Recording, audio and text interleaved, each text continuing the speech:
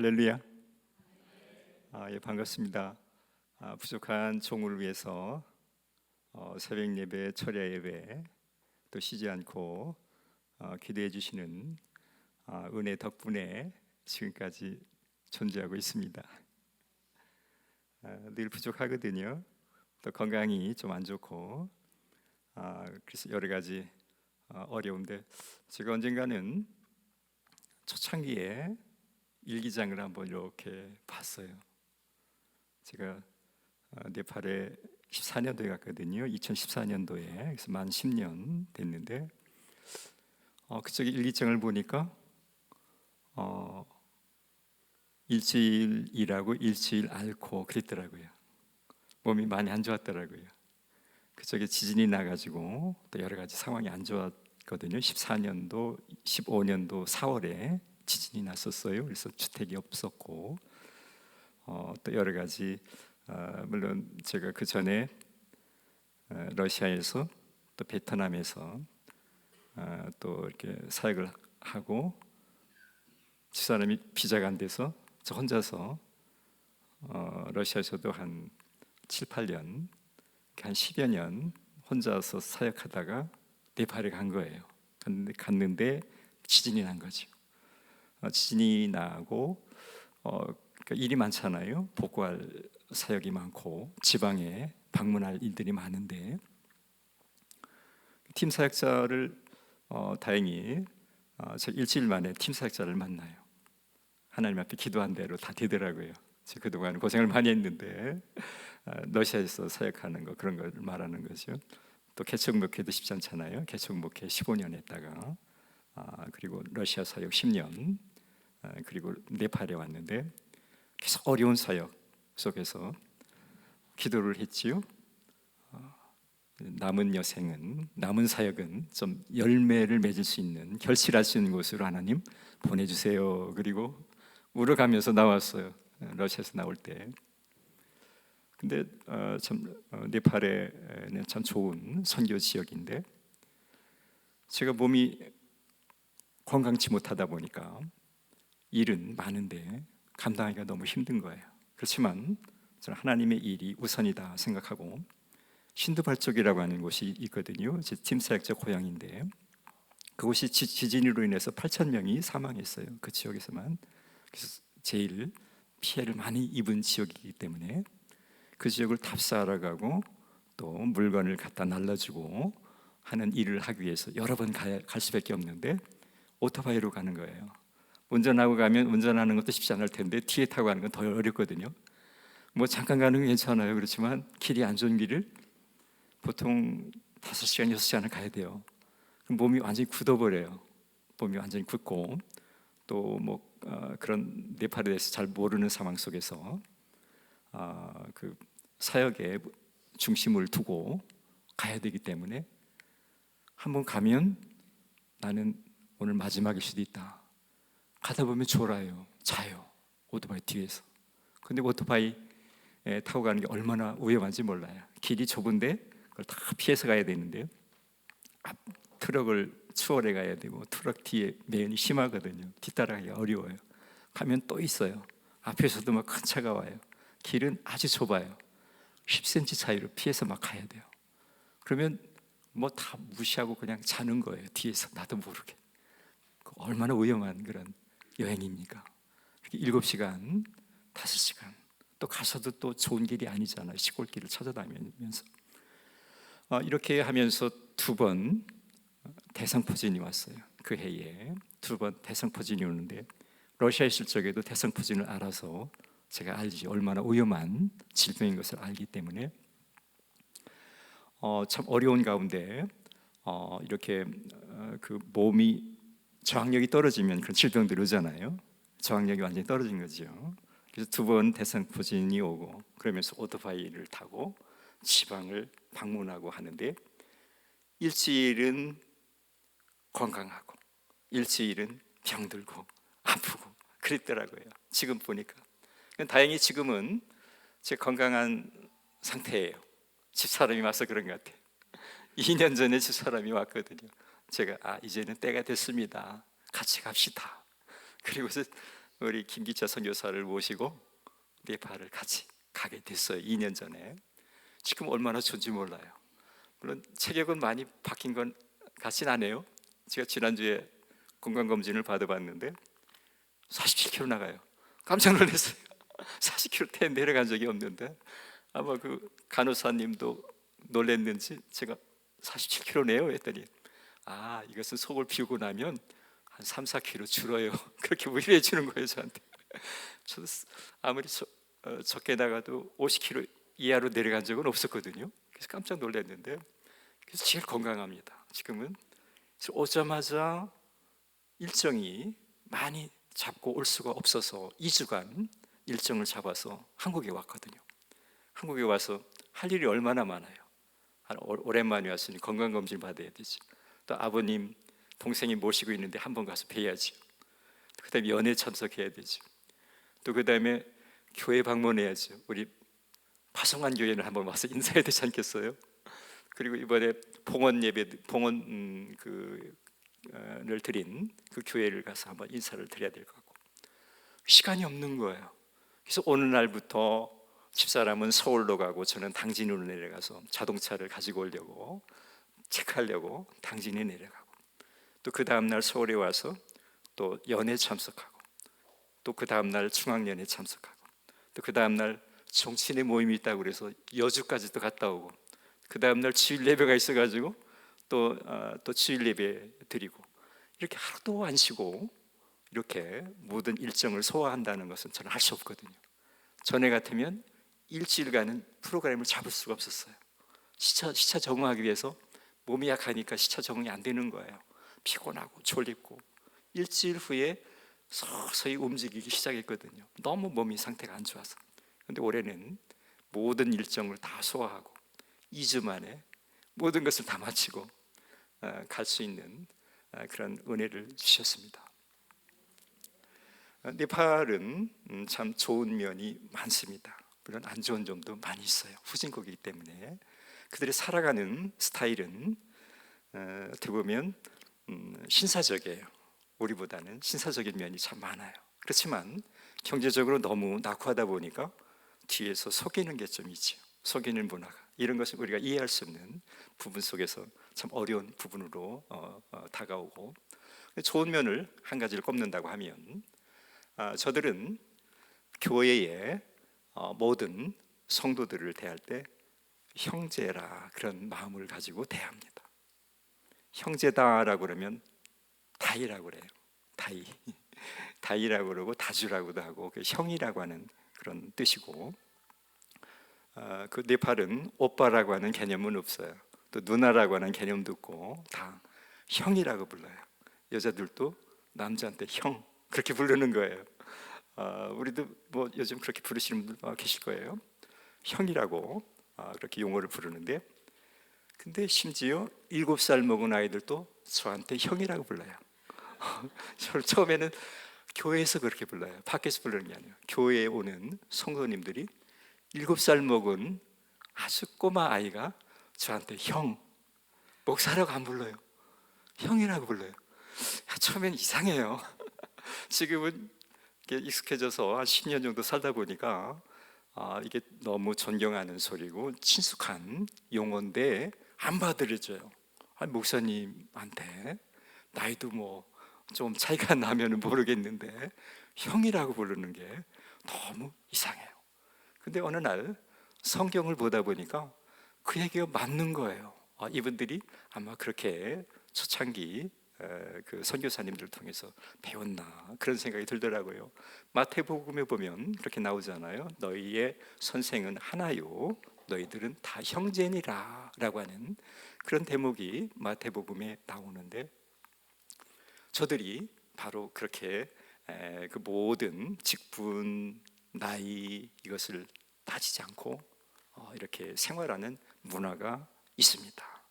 그들은 우리의 문화와 달라요. 우리는 농경 문화고요. 그들은 목축업의 문화예요. 그리고 우리는 중국의 영향을 받아서 그 유교 사상으로 나도 모르게 다 이렇게 몸에 이렇게 그 젖어 있어요. 그래서 장유유서, 정신이 탁 깔려 있어요. 어디 가면 몇 년생이에요? 그러면 그때부터 이제 수혈이 막 매겨지는 거예요. 성가대, 얼마 전에 제가 한인교회 성가대를 하는데 바로 옆에 계신 분이 저보다 한 살 아래로 알고 있었어요. 왜 그러냐면 제 후배가 같이 군종을 했었는데 그분하고 친구였기 때문에, 군목을 하셨기 때문에, 그래서 나이가 같은 줄로 알았는데 나중에 알고 보니까 나보다 한 살 위인 거예요. 그래가지고 제가 요즘 깍듯이 형님으로 이렇게 모시는데, 한국은 그런 문화가 있잖아요. 나보다 위에 분 앞에는 이게 기를 필 수가 없어요. 말도 함부로 할 수 없고요. 한국의 문화는. 네팔은 안 그래요. 애기들도 있지요. 자기 할 말을 다 하는 나라예요. 얼마나 좀 문화가 좀 독특한 나라지요. 또 존중해요. 아이들에게도 함부로 하지 않고 존경을 해요. 존중해주고 아이들의 얘기를 다 들어주고, 또 그들의 입장에서 모든 것을 일을 하려고 하는 그런 문화가 네팔의 문화입니다.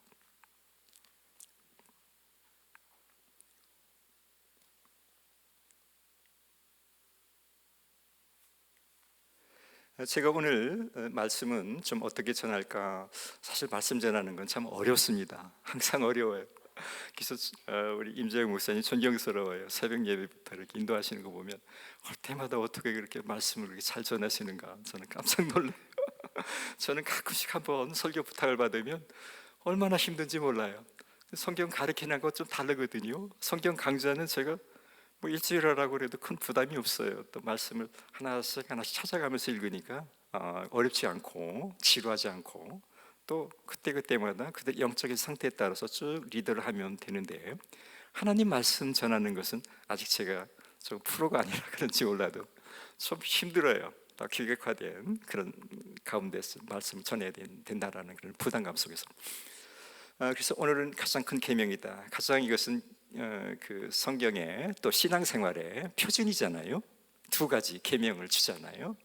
바리새인들, 그 가운데 율법학자가 물어보잖아요. 바리새인 가운데 율법을 전공했던 그 선생이 예수님께 물어봐요. 가장 큰 계명이 무엇이에요, 선생님?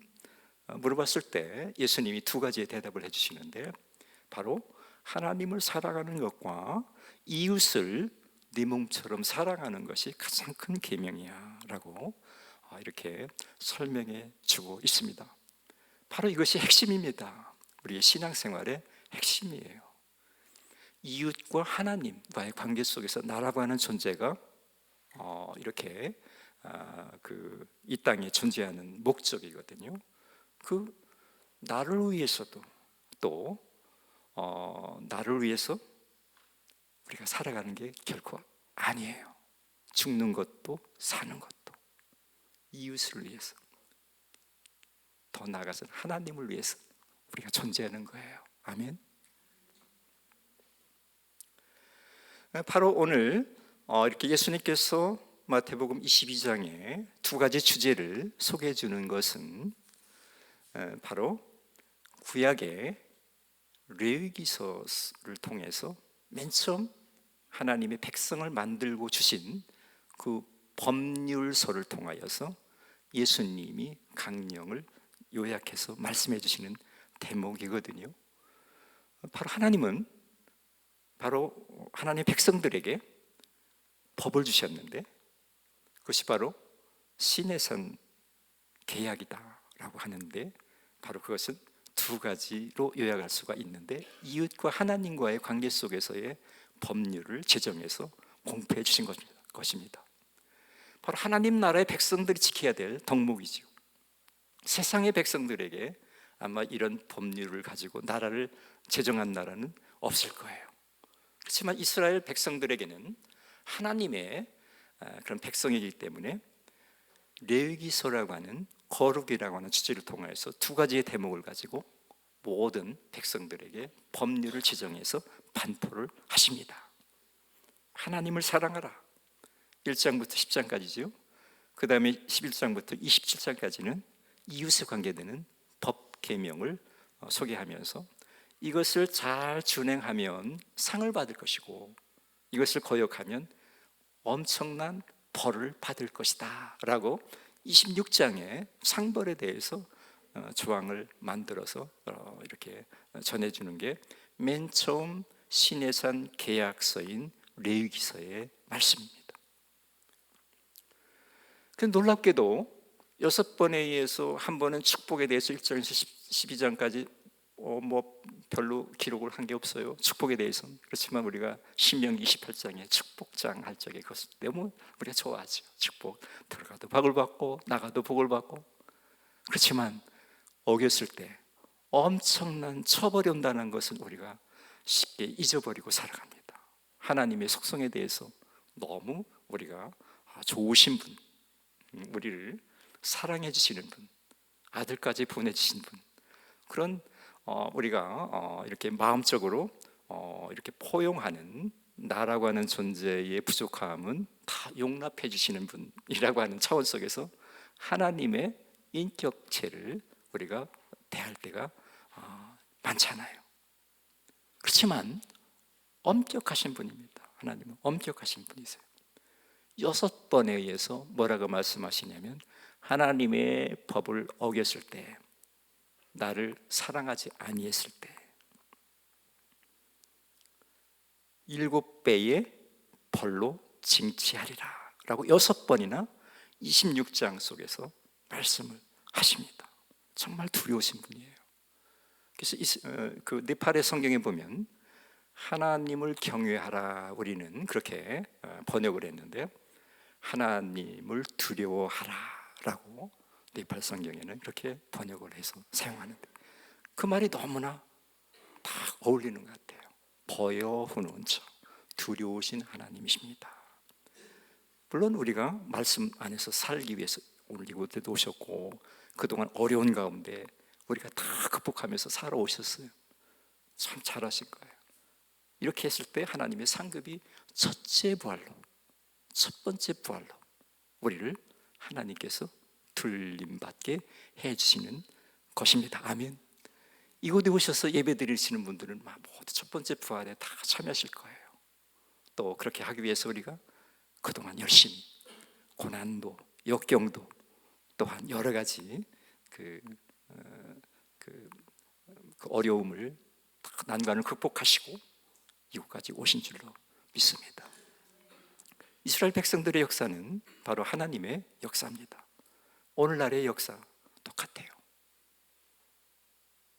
멀리 있는 하나님이 아니에요. 하나님이 주무시는 분이 아니다 라고 하는 그 말씀이 오늘도 동일합니다. 말씀 안에서 하나님의 그 십자가, 그 어느 목사님 오셔서 그 금요일 날 말씀 전하셨다고 임재영 목사님께서 지난 부활주일 날 그런 말씀을 제가 이렇게 들어보니까 그 존경스러운 말씀을 해주셨다 그렇게 말씀하시는데, 하나님 앞에서, 십자가 앞에서 성도들 목사 안수 받으시려고 오셨던 목사님이셨던 것 같아요. 그래서 목회를 할 경우에 앞으로 목회자로서 정말 부끄러움 없는 목회자가 되기를 원해서 기도해 주십시오라고 부탁하셨다고 그런 대목이 기억이 나는데, 사실 우리들의 삶 속에서 그런 자세를 가지고 매일매일 승리하는 여정이 되시기를 예수님 이름으로 축원합니다. 우리가 잠깐이잖아요. 이 땅 사는 건 잠깐이에요. 제 나이도 벌써 잠깐 아직 60대 중반인데 저는 은퇴 나이가 얼마 안 남았더라고요. 근데 이번에 30주년 그 기념 행사에 초청을 받고 이렇게 지난 날을 돌이켜 보니까 30년간 사역하는 것도, 무음하게 사역하는 것도 쉬운 일이 아니구나. 물론 우리 임재국 목사님은 감리사님도 하시고, 감리사님 하는 것도 쉬운 일이 아닙니다. 감리사님, 또 다른 뭐 친구분들 가운데는 감독님도 하시고 뭐 그런 분도 계시고 또 하신데, 그걸 떠나서 30년 평범한 목회자로서 그 자리를 지킨다고 하는 것, 그 존재가 너무 귀하구나, 너무 값지구나, 이것을 느끼겠더라고요. 군대에서는 사단장을 가장 꽃과 같다, 별과 같다 그렇게 하잖아요. 그것을 우리 목회자는 감리사님 그렇게 칭하거든요. 우리 임재영 목사님이 사당자님과 같은 그런 역할을 하고 계신 거예요. 가장 꽃과 같다. 그런데 저는 아무것도 안 해도 30년만 이렇게 채운 것만 해도 너무 기쁜 거예요. 너무 기쁜 거예요. 쉽지가 않은 길을 걸어왔던 것을 이렇게 생각하면서,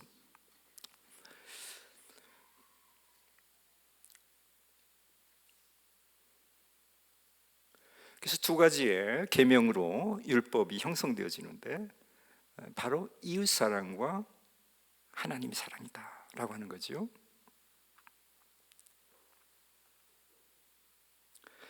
그런데 우리가 구약의 율법이라고 그러면 레위기 24장에 나와 있는 그런 말씀을 먼저 생각을 하게 돼요.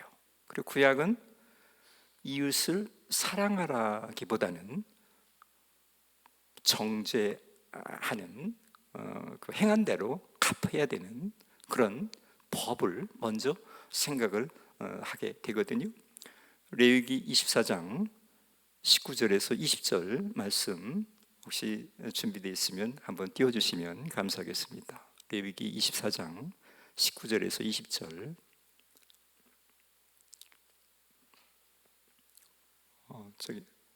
예, 나왔군요. 19절. 사람이 만일 그 이웃을 상하였으면 그 행한 대로 그에게 행할 것이니 파상은 파상으로 눈은 눈으로 이는 이로 갚을지라. 남에게 손상을 입힌 대로 그에게 그렇게 할 것이며 라고, 저는 개혁판으로 그 옛날 성경이라 조금 다르게 번역이 됐을 수 있을 거예요.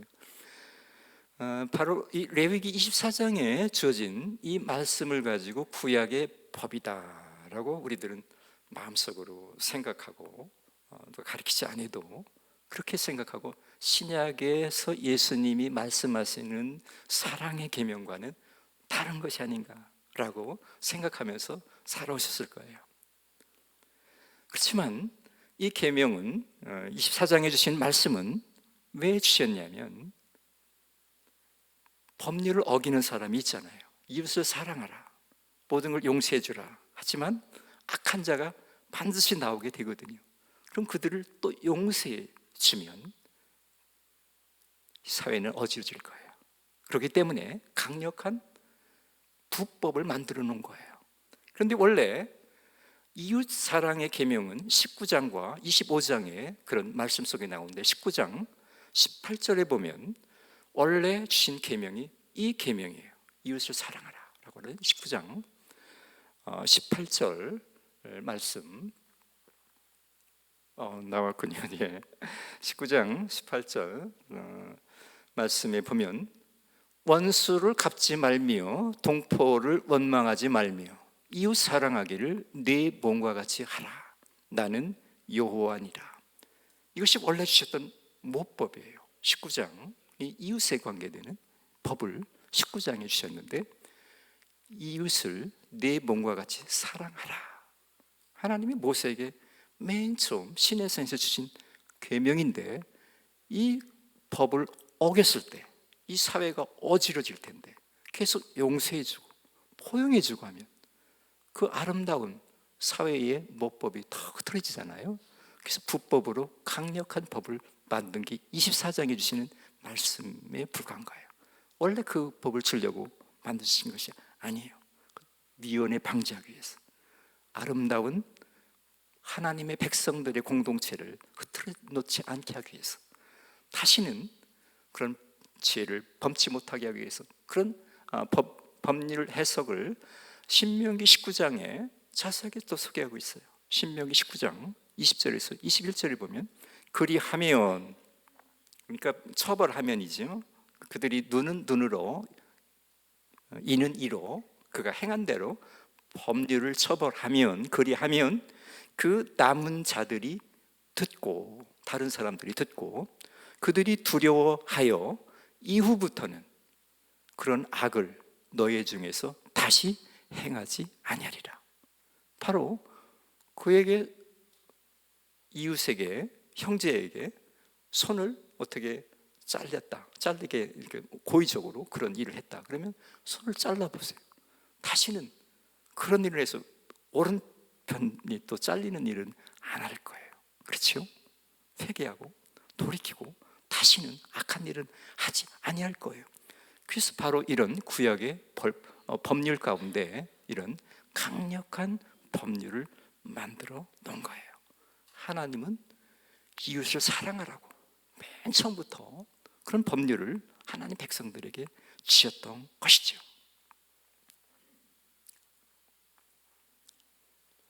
그리고 또 하나, 하나님을 사랑하라고 하는 것은 신명기 6장 5절의 인용의 말씀을 가지고 우리가 잘 아는 말씀이죠. 너는 마음을 다하고 성품을 다하고, 개역에는 그다음에 오늘 읽은 성경에 보니까 생명을 다하고, 너무 잘 번역이 된 것 같아요. 우리가 가지고 있는 지금 보는 것은 성품을 다하고라고 하는 것보다는 생명을 다하고가 더 전달력이 더 강하지요. 힘을 다하여 네 하나님을 사랑하라.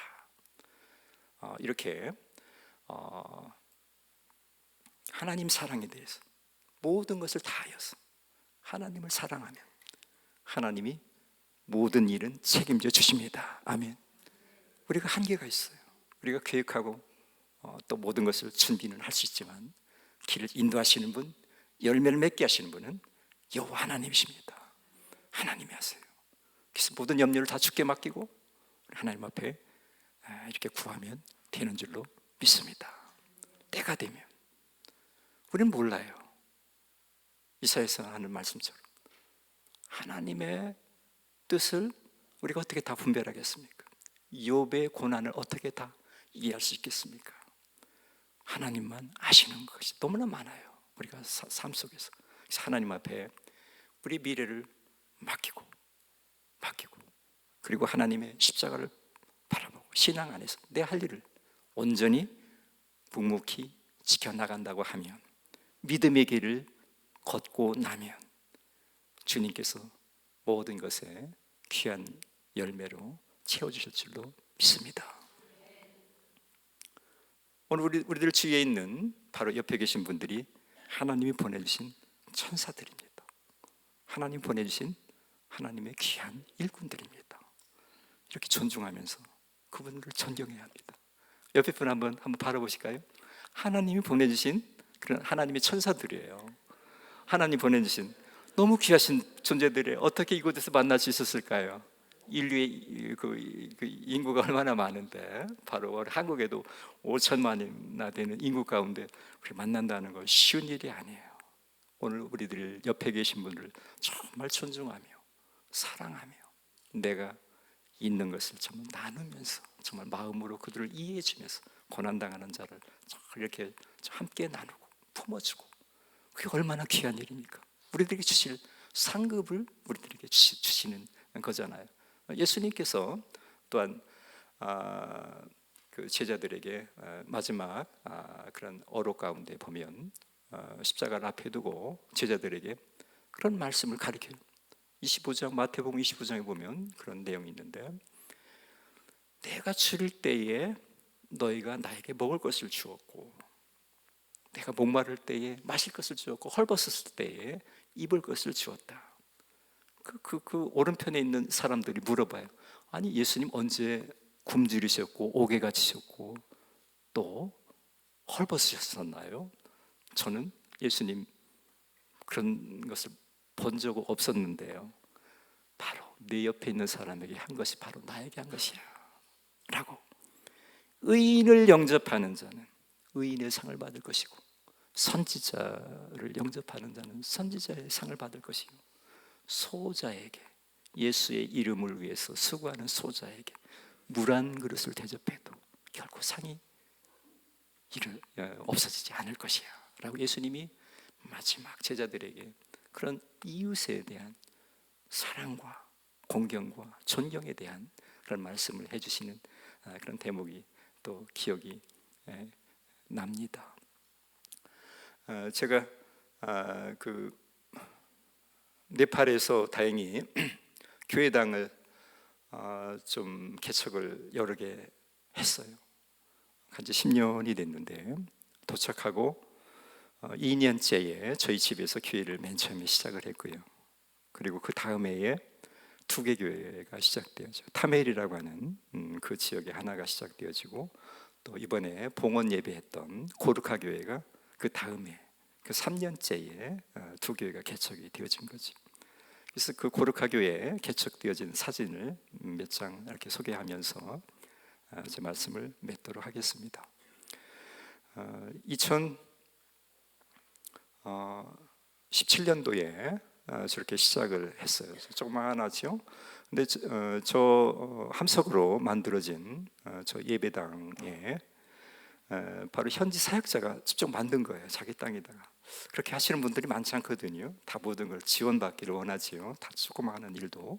그래서 본인이 만드시고 개척을 하시면서 저를 요청한 거예요. 초청한 거예요. 초청해가지고 찍은 사진이 저렇게 찍었어요. 그쪽에 한 몇 명 안 되죠. 한 10명 정도 모여서 교회를 시작한 게 2017년도 5월 11일 날 5월 11일 날로 우리 둘째 아들 태어난 날인데, 태어난 날로 이렇게 창립 일로 이렇게 만들어서 시작을 했고요. 그리고 그곳에서 저는 주로 3년 전부터 성경을 가르치는 일을 해요. 우리 주인숙 권사님처럼 성경 가르치는 일을 하고 있는데 너무 귀해요. 성경 가르치는 일. 처음에 가보니까 성경을 다 몰라요. 제가 또 말을 좀 뭐 잘 못하니까 그동안은 뭐 성경을 가르칠 정도는 엄두를 못 냈죠.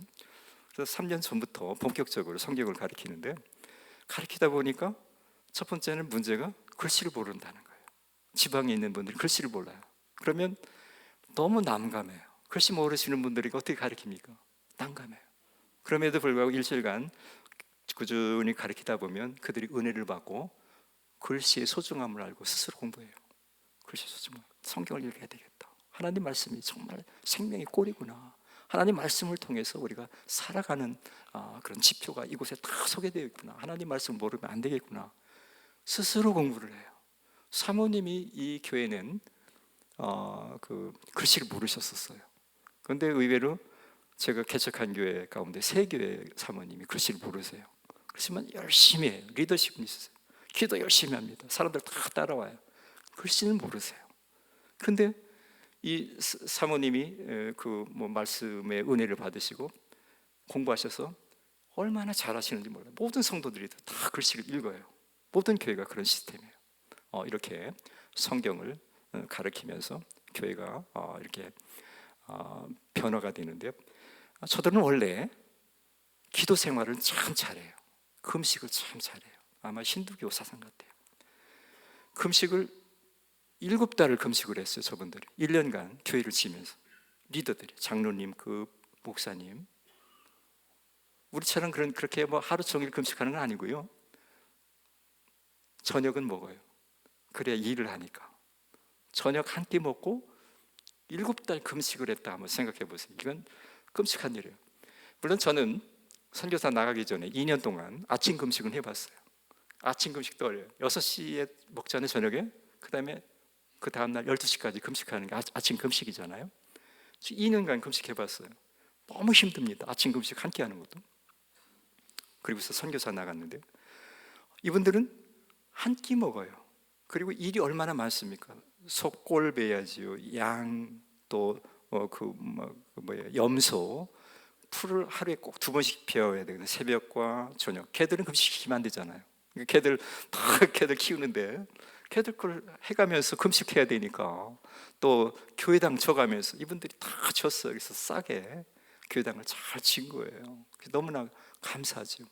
그렇게 교회당 지어진 모습을 함께 보겠습니다. 이게 처음에 이렇게 기초석을 놓고 그 광명 지방의 행복한 교회에서 이렇게 후원해 주셔서 건축한 거예요. 이렇게 골재가 올라가고요.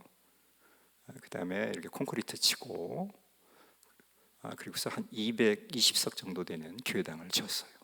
물론 요거보다는 좀 좁지요. 그렇지만 거기는 의자가 없으니까 200명이 앉는 거 우리 옛날처럼 앉으면 되니까. 그래서 밖에 1층과 2층으로, 2층은 교육관으로 짓고 그곳에서 숙소로 지금 만들어서 이렇게 만들었고, 도로까지, 그 길까지, 원래 길이 없었는데 거기를 좀 땅을 좀 사가지고 저게 넓은 길이 아니고 사람 다닐 수 있는 정도의 길로 이렇게 포장까지 마쳤습니다.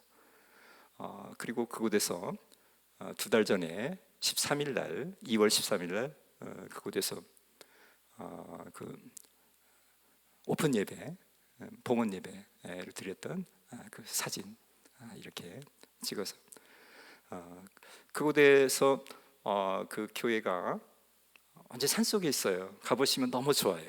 아마 언제 한번 장로님하고 오시려고 준비하고 계신 줄로 아는데 좀 불편하셔도 한번 오시면 은혜 받고 가요. 우리가 도와주러 갔다가 난 갈 때마다 그들이 두려워요. 아니 금식 그렇게 많이 하시는 분들 겁나지 않습니까? 하나님이 뭐라고 말씀했다고 맨날 그래요. 이게 무슨 얘기냐고 무슨 얘기냐고. 맨 처음에 그 기타라고 하는 사모님이신데 그 사모님이 하나님이 제 가운데 말씀했다는 거예요.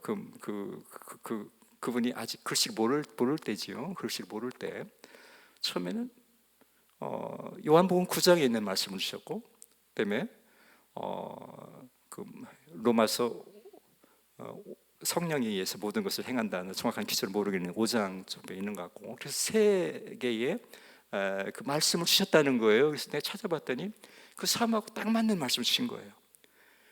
요한복음 9장은 날 때부터 소경을 눈뜨게 하는 그런 말씀이거든요. 글을 모르는 게 소경이잖아요. 소경이잖아요.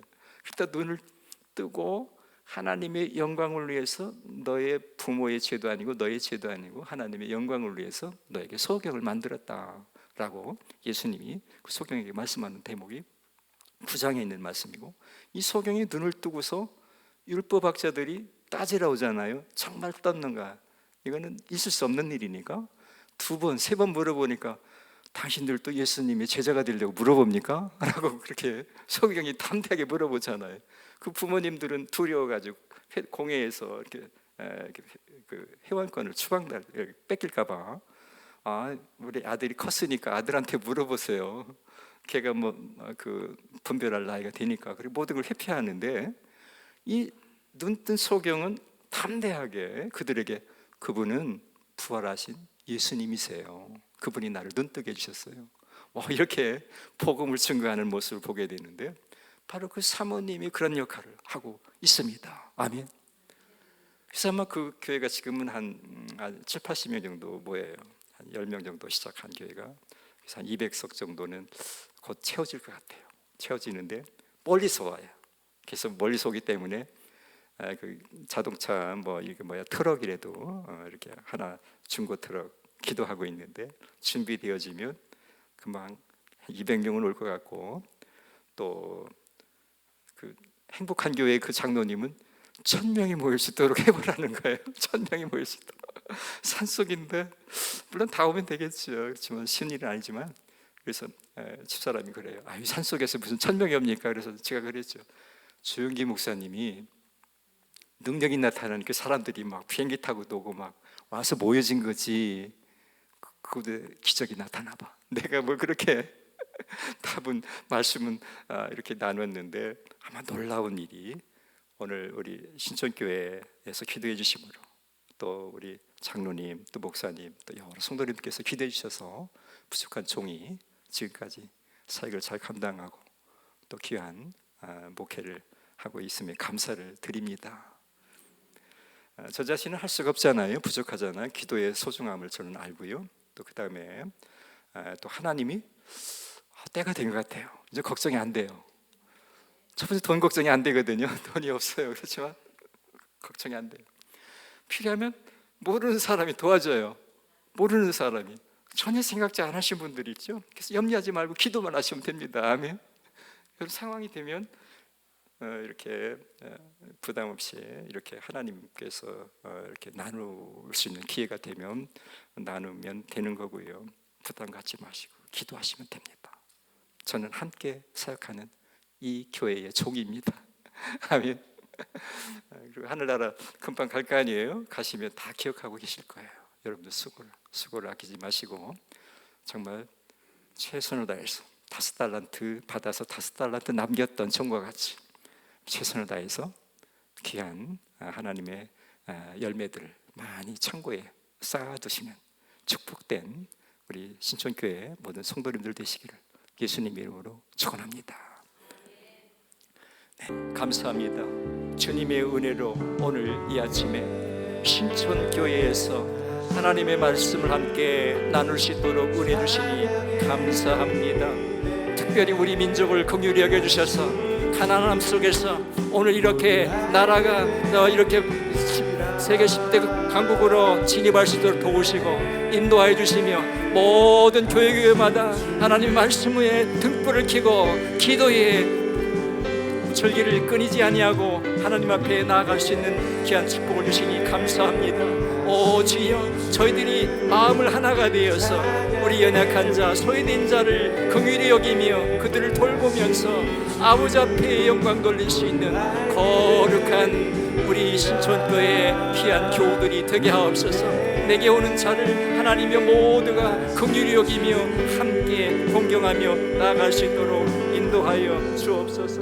오 주여, 하나님 감사합니다. 오늘 이 아침에 주님 앞에 모여서 예배드린 우리 신촌교회 모든 성도님들 하나님 기억하여 주시고 특별히 우리 주위에 있는 연약한 이웃들을 한번 마음을 열어 그들을 포용할 수 있는 마음을 주옵소서. 그들과 함께 나눔의 시간을 가질 수 있도록 하나님 지켜주시고 그들의 아픔을 함께 나눌 수 있는 그런 마음 또한 저희들에게 허락하여 주옵소서. 특별히 우리의 동족인 북한에 고난당하고 있는 우리의 동포들을 기억하여 주셔서 조금밖에 남지 않은 그 기간까지 믿음을 잃지 않고 마지막까지 신앙을 지킬 수 있는 우리의 동포들이 되게 하시고 또한 이 나라가 하나가 되어서 세계의 열방의 복음과 또한 경제의 대국으로서 맡겨진 모든 사역을 감당할 수 있는 우리나라가 되게 하여 주옵소서. 오늘 이 시간 또한 아버지 앞에 감사 예물 또한 봉헌 예물을 하나님 앞에 드리오니 하나님 예물을 위해 축복하여 주시고 아브라함의 축복이 저들 대대손손 임하게 하시고 하나님 하늘의 신령한 복과 땅의 기름진 복이 저희들의 가정에 저들의 사업장에 넘치게 하옵소서. 예수님 이름으로 기도합니다. 아멘. 모두 함께 자리에서 일어나셔서 우리라고 하는 찬양 함께 부르겠습니다.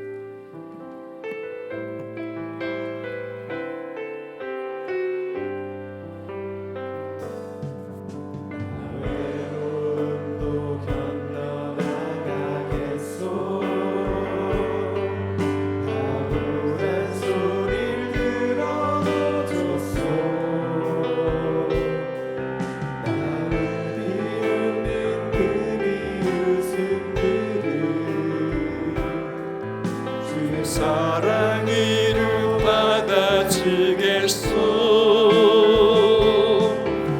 이 모든 것이 힘들다는 것을 주님은 나에게 알려줬소.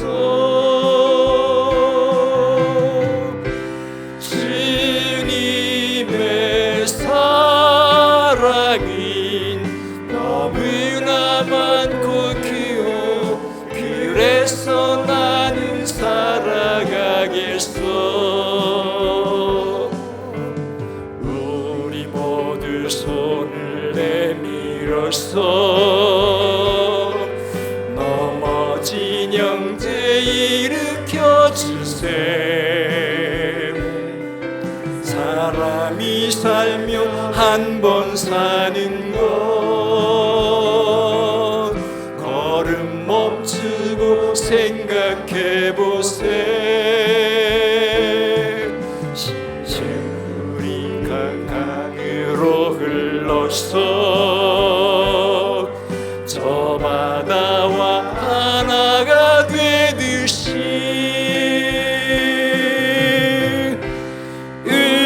우리는 주 안에 하나가 되어야 하오. 우리는 하나가 되어야 하오. 옆에 있는 형제 손을 잡고 우리 모두 노래합시다. 서로 보며 인사도 나누고 우리 모두 일어납시다. 우리 모두 팔을 굽시다. 이렇게 모든 것이 맞을 때 우리는 주 안에서 하나가야 하오. 우리는 하나가 되어야 하오. 지금은 우리를 죄에서 구원하신 예수 그리스도의 은혜와 하나님 아버지의 만극하신 사랑하심으로 독생자 예수 그리스도를 이 땅에 보내주신 사랑하심과 성령님의 감화 감동하심이 오늘 예배를 드리고 함께 헌신하며 그동안 기도로 동역하였던 우리 사랑하는 신천교회 모든 성도님들 위해 지금부터 영원까지 함께 없기를 축원하옵나이다. 아멘.